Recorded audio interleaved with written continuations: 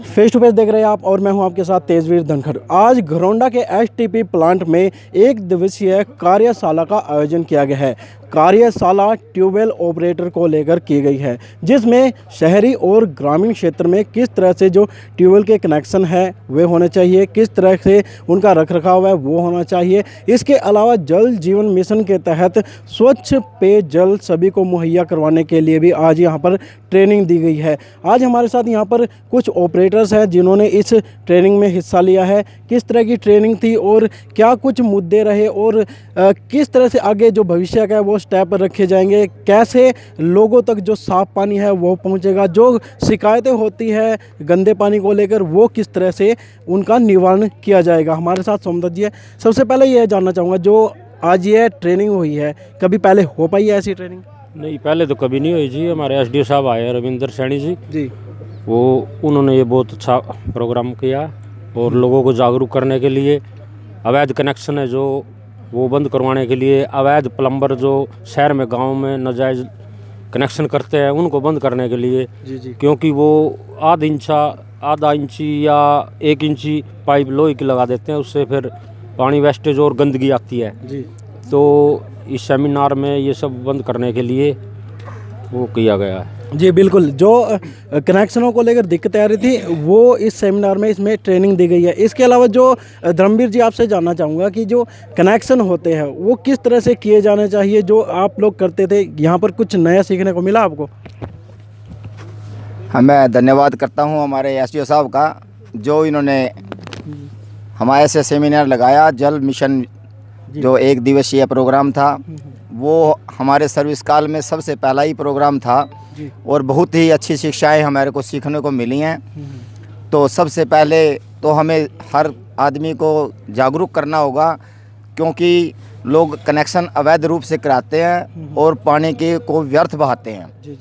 जो जैसे कि हमारे अधिकारियों ने बताया कि हमारे यहाँ 6 mm का 2 सूत का फरूल का कनेक्शन होना चाहिए, लेकिन लोग इसको न मानते हुए 1-1 इंच का कनेक्शन कर लेते हैं, जिससे पानी की वेस्टेज भी ज़्यादा होती है। दूसरी बात, मिशन से ये पता लगा कि हमारे शहर में गांव में गंदा पानी पीने को अक्सर आता है, वो किस कारण से दिया जाता है। हमारे लोगों ने, जो ग्रामीणों ने कनेक्शन किए हुए हैं, वो नालियों से गुजरते हुए कनेक्शन हैं, जिससे हमारी पाइपलाइन गल जाती है। गलने से उसमें छिद्र हो जाते हैं। छिद्र होने से हमारे जब तक सप्लाई चलती है तो पानी स्वच्छ हमारे को घर पहुंचता है। उसके बाद जैसे ही हमारी मोटर बंद होती है, वो वैक्यूम के द्वारा नाली का पानी भी खींच लेती है, जिससे बैक्टीरिया की शिकायत बहुत ज़्यादा हो जाती है। और बैक्टीरिया की ख़त्म करने के लिए हमारे हाइपोक्लोराइड का जो सरकार ने प्रोग्राम डोजर वगैरह लगाए हुए हैं, उनके बारे में हमारे सबको अवगत कराया गया कि कितना हमारा मतलब रिजल्ट यहाँ पे हमारे ट्यूबवेल पे होना चाहिए और कितने एलपीएम की हमारी मोटर है और हमारे लास्ट पॉइंट पर हमारा क्या रिजल्ट होना चाहिए। और 2 ppm रिजल्ट हमारा जो हमारा ट्यूबवेल होता है, 2 और 1.5 ppm वहाँ से चेक किया जाए तो लास्ट वाला जो कनेक्शन है वहाँ पे 0.5 ppm का रिजल्ट होता है, तो हमारा पानी स्वच्छ होता है जी। राजेंद्र जी, आप क्या कुछ कहना चाहेंगे जो आज कार्यक्रम यहाँ पर हुआ है? दरअसल जो आज का प्रोग्राम था वो जल जीवन मिशन और 1 दिवसीय अक्षमता संवर्धन प्रशिक्षण कार्यशाला थी। इस कार्यशाला में हमारे जो एसडीओ साहब है उन्होंने एक अच्छा आयोजन यहाँ किया और जो नए कर्मचारी थे उनको ट्रेनिंग देने के लिए एक बहुत बढ़िया उन्होंने ट्रेनिंग का आयोजन किया, जिसमें जिला कंसल्टेंट श्रीमती नेहा जी और हमारे जो हल्के के जो बीआरसी है सुरेश कुमार जी, तमाम कर्मचारियों को उन्होंने जो उनके पास ज्ञान था उसको स्टेज के माध्यम से रखा। और एसडीओ साहब ने बहुत सुंदर आयोजन किया, कर्मचारियों के लिए बैठने की व्यवस्था और एकदम खाना पीना चाय और जो एक व्यवस्था होनी चाहिए, बहुत बढ़िया तरीके की व्यवस्था की। और इस प्रकार का जो आयोजन है वो पूरे हरियाणा के अंदर होगा। हमारा घरौंडा सौभाग्यशाली है कि पहले नंबर पे हमें ही मौका मिला है इस तरीके की कार्यशाला में बैठने का। और इस कार्यशाला के अंदर तकरीबन बताया गया कि एक पाइपलाइन का जो रखरखाव है कैसे होता है, मोटर का रखरखाव कैसे होता है, और जो ऑपरेटर है उसने किस तरीके से इंसुलेटेड होकर के अपना कार्य को अंजाम देना चाहिए। उस तरीके की जो तमाम प्रकार की ट्रेनिंग है वो आज के इस प्रोग्राम के माध्यम से दी गई और मैं इसको एक बहुत बड़ी आयोजन और सफल आयोजन कहूँगा, क्योंकि हमारे पास कुछ ऐसे कर्मचारी थे जो नए भर्ती हुए हैं, जो पंचायतों में चले गए हैं। उन लोगों को जागरूक करना बहुत ज़रूरी था, क्योंकि वो लोग नए आए हैं और उनको डिपार्टमेंट की जो गतिविधियां है, किस तरीके से ड्यूटी करना, उनको उस चीज़ के बारे में ज़्यादा जानकारी नहीं थी। उन तमाम कर्मचारियों को बताया गया कि जो लोग पंप ऑपरेटर है उन्होंने किस तरीके से अपने स्टार्टर को हाथ लगाए, किस तरीके से अपने फ्यूज़ लगाए, किस तरीके से जैसे वाटर सप्लाई के अंदर लीक हो जाती है उन लीकों को किस तरीके से कंट्रोल करें, और साथ के साथ जिससे कई बीमारियाँ फैलती है,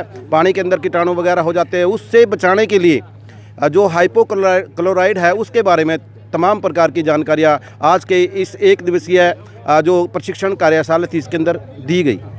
बिल्कुल, जो आज ट्रेनिंग दी गई है उसमें बहुत कुछ जो ऑपरेटर है उनको सीखने को मिला है। हमारे साथ सुरेश जी है। सुरेश जी लंबे समय से जल जीवन से जुड़े हुए हैं, क्या कुछ कहना चाहिए? धन्यवाद तेजवीर जी। और सबसे पहले तो जैसा कि आप लोगों ने देखा कि हमने यहाँ पे एक दिवसीय क्षमता संवर्धन प्रशिक्षण कार्यशाला का एक सफल आयोजन किया गया, जिसमें हमारे जो तमाम अधिकारीगण थे उन्होंने भी बढ़ चढ़कर भाग लिया और जितने भी ग्रामीण और शहरी ऑपरेटर्स थे वो सभी लोगों ने इसमें पार्टिसिपेट किया। और एक मुझे लगता है कि बहुत ही अच्छी तरीके से, जैसे जो भी गाँव में जब वो सप्लाई चलाते हैं तो किन किन सावधानियों का उन लोगों को ध्यान रखना चाहिए। ये तो ट्रेनिंग की बात हो गई। अगर जल संरक्षण की बात की जाए तो किस तरह से जो बीआरसी है या जो जल जीवन मिशन के तहत कार्य किया जा रहा है वो किस लेवल पर, कैसे लोगों को समझाया जा रहा है? उसके विषय में मैं आपको जहाँ तक मेरी जानकारी मैं आपको अवगत करा दूँ, 2012 से ही लगभग हर एक गांव के अंदर BWSC कमेटी का गठन किया गया है, और जिसका village water and sanitation committee, और उसमें जितने भी लाइन डिपार्टमेंट के सदस्य हैं वो भी जुड़े हुए हैं, और जितने भी ग्रामीण हैं जैसे आंगनबाड़ी वर्कर है, आशा वर्कर है, और जो भी गाँव के सरपंच है, साहिबान है जो उस कमेटी के वो चेयरमैन हैं, तो कुल मिला के वो 11-12 सदस्य होते हैं। और इसके अलावा भी कुछ सामाजिक कार्यकर्ता जो कुछ NGOs हैं, जो व्यक्ति कुछ, तो इस प्रकार से हम सभी व्यक्तियों को मतलब एक कोलैबोरेशन करके उन सब लोगों को साथ में लेके हम गांव-गांव में रैलियां निकालते हैं जल संरक्षण को लेके। स्कूलों में जाके भी हम प्रोग्राम करते हैं जल संरक्षण को लेके, क्योंकि जो बच्चे हैं वो भी हमारी भावी पीढ़ियाँ हैं। उनको जब अभी से ही जल के विषय में उसके महत्व को जब उनको पता चलेगा कि जल बड़ा अनमोल है, और आने वाले दिनों में जिस प्रकार से जनसंख्या बढ़ रही है और क्षेत्रफल जनसंख्या का बढ़ रहा है और पानी की कमी को हम लोग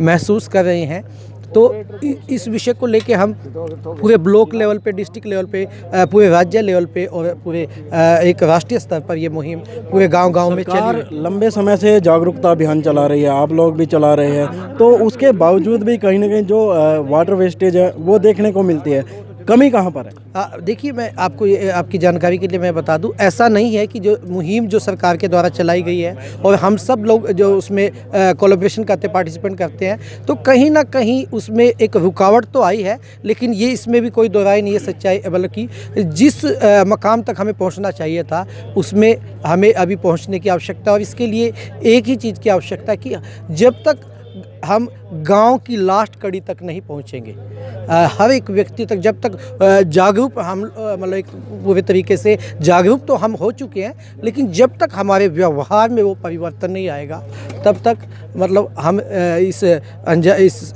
मुहिम में कामयाब नहीं हो सकते। लेकिन मुझे लगता है कि हम काफ़ी हद तक कामयाब भी हुए हैं, और काफ़ी ग्रामीणवासी भी और जितने भी शहरवासी भी हैं, जितने भी जन हैं, जितने भी ऑर्गेनाइजेशंस हैं, जितने भी लाइन डिपार्टमेंट्स हैं, सभी में जल जीवन मिशन को लेके ये मैसेज जा चुका है कि हमें आने वाले दिनों में जल को बचाना। और इसी कड़ी को लेके हम देखते हैं कि पूरे देश के अंदर पहली बार एक जल शक्ति मंत्रालय का गठन भी किया गया है, और वो हम सब के और जल संरक्षण को लेके एक अहम कड़ी है भी, और आने वाले दिनों में एक बहुत बड़ी कड़ी साबित भी होगा। बिल्कुल, जो अधिकारी है, जो बीआरसी है, उन्होंने यह कहा है कि जो जल संरक्षण की मुहिम है उसमें सभी को आगे आने की ज़रूरत है, क्योंकि जब तक हम प्रत्येक व्यक्ति इसके प्रति जागरूक नहीं होगा, अपनी जिम्मेदारी का सही तरीके से निर्वहन नहीं करेगा, तब तक पानी को बचाना बहुत मुश्किल है। आप ग्रामीण क्षेत्रों में देख सकते हैं किस तरह से जो लोग हैं वो पानी को बर्बाद करते हैं, और अगर कोई पानी का नल चल रहा है तो उसको बंद करने में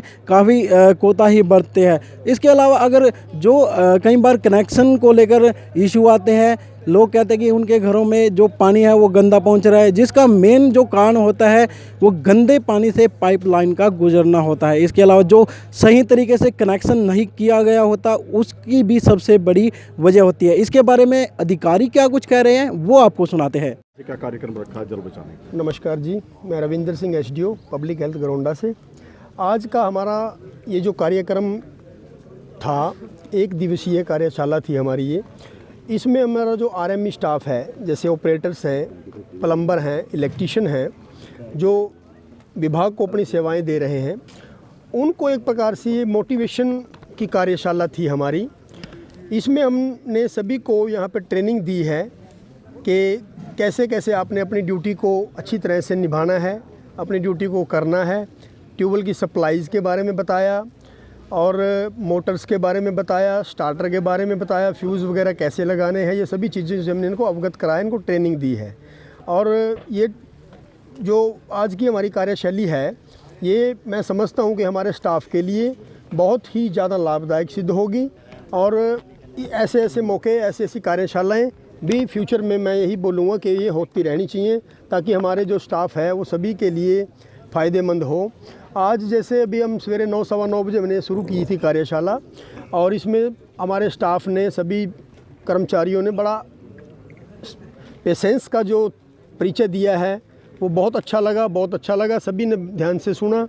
और मैं यही कहता हूं कि ऐसी ऐसी कार्यशालाओं का आयोजन भविष्य में भी होते रहना चाहिए। तो जल संरक्षण के लिए क्या मैसेज दिया गया? जल संरक्षण के लिए यही मैसेज है सर, टाइमली अपनी सबसे पहले तो सप्लाई हम अच्छी तरह टाइमली चलाएं, फालतू ना चलाएं। जितनी रिक्वायरमेंट है, जो टाइमिंग डिपार्टमेंट के द्वारा सही सेट कर रखी है, उसी के हिसाब से चलवाएं। और सेकेंडली, टुंटियाँ जो खुली गांव में चलती हैं उनको बंद करवाएं, मोटिवेट करें लोगों को डोर टू डोर जाके। काफ़ी इससे हमारे को काफ़ी सहूलियत मिलेगी, पानी वेस्ट नहीं होगा। अनऑथराइज कनेक्शन एक बड़ा मुद्दा रहता है, जिसमें जल की ज़्यादा बर्बादी होती है, प्रशासन द्वारा कार्रवाई की जाती है लेकिन इम्प्लीमेंट नहीं हो पाता। हाँ सर, ये जो वेस्ट वाटर की जो काफ़ी हमारे पास शिकायतें भी आती हैं, तो हम जैसे गांव में जाके या शहर में जाके हम नोटिस भी डिस्ट्रीब्यूट करते हैं, लोगों को मोटिवेट भी करते हैं भी आपने एक दिन में, 7 दिन में, 1 हफ्ते में इसको ठीक नहीं कराया, हम आपका कनेक्शन भी काटेंगे। और हमने काटे भी हैं रिसेंटली, हमने लास्ट मंथ हमने काफ़ी कनेक्शन डिस्कनेक्ट भी किए हैं। तो थोड़ा सा लोगों में एक अवेयरनेस की भावना सी पनप जाती है और लोग उसमें थोड़ा सा हमारा सहयोग भी करते हैं। हाँ, मतलब पूरा तो नहीं हो पाता, लेकिन चलो जो भी हम लोगों को मोटिवेट करने में हम काफ़ी, हमारा सहयोग मिलता है हमें। जो वाटर सप्लाई है उसकी गुणवत्ता को लेकर अक्सर सवाल खड़े होते हैं, इस दिशा में अब क्या प्रयास किए जा रहे हैं? मेरा नाम नेहा है, मैं करनाल के में जिला सलाहकार के पद पे कार्यरत हूँ। और पब्लिक हेल्थ की जो वाटर सप्लाई है उसकी जो गुणवत्ता को लेके विभाग लगातार काम कर रही है। जैसे अभी हमारी जो करनाल में लैब है वो स्टेट लैब बन गई है, 1.5 साल हो गया उसको। और मोबाइल वैन के माध्यम से भी लोगों को जागरूक किया जा रहा है। मोबाइल वैन के थ्रू गांव में जाके लोगों के द्वारा ही उनके सामने सैंपल टेस्ट किए जाते हैं। 20 से 25 मिनट में लगभग सैंपल का रिज़ल्ट आ जाता है। अभी वो वैन कैथल में चल रही है और उसके बाद करनाल में आएगी। और इसके साथ ही विभाग के द्वारा जो H2S किट हम लोग डिस्ट्रीब्यूट करते हैं पानी की गुणवत्ता को लेके, ताकि लोग अपने पानी को खुद ही टेस्ट करें। वो किट के माध्यम से भी हम लोगों को समझाते हैं कि पानी जो विभाग के द्वारा सप्लाई हो रही है वो उसकी क्वालिटी काफ़ी अच्छी है। और इसके साथ ही जो ट्यूबवेल पर हम OT किट डिस्ट्रीब्यूट कर रहे हैं, ऑर्थोटोलोडिन किट, जिससे हमारे ट्यूबवेल ऑपरेटर भी समय समय पर बैक्टीरिया की जांच करते रहते हैं ताकि लोगों को साफ़ पानी पहुंचाया जा सके। मैडम, लीकेज बड़ी समस्या है, जिस तरह की वाटर सप्लाई में जो गंदगी मिलती है उसको लेकर क्या प्रयास किया? देखिए, लीकेज को लेकर हमें लोगों को मोटिवेट ही करना है मेनली तो। और हम ट्यूबवेल ऑपरेटर से भी जो आज की ट्रेनिंग रखी गई है उसमें मेन मुद्दा ये उठाया गया कि जो गांव में लीकेज हो रही है या अर्बन एरिया में लीकेज हो रही है, हमें डिपार्टमेंट तक पहले तो पहुँचे। वो कार्रवाई तो तभी होगी जब लीकेज का पता होगा। तो जिसे भी आम जनता को भी लीकेज अगर कहीं दिखाई दे रही है तो डिपार्टमेंट का एक टोल फ्री नंबर है 1800-180 5678 1800 180 5678।